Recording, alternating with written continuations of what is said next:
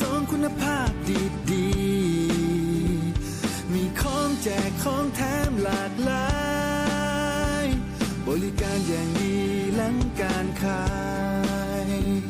รับประกันคุณภาพสบายมาปรึกษาพวกเขาได้ห้างขายรถ SK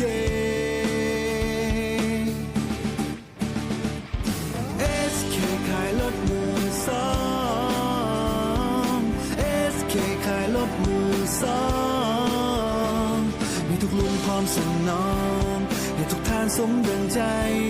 บริการว่องไวทันใจเรื่องการเงินก็ลมกันได้ SK ขายรถมือสอง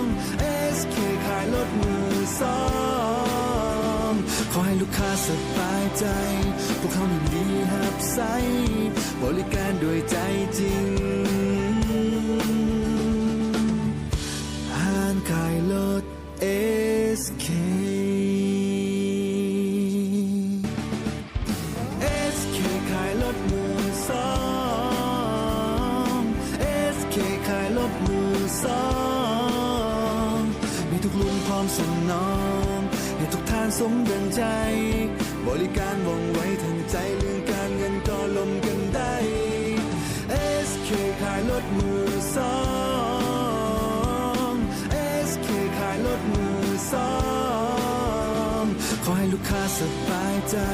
พวกเขายินดีรับใช้บริการด้วยใจจริงห้างขายรถ SK SK ขายรถมือสอง SK ขายรถมือสอ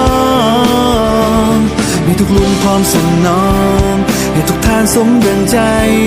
บริการว่องไวทันใจเรื่องการ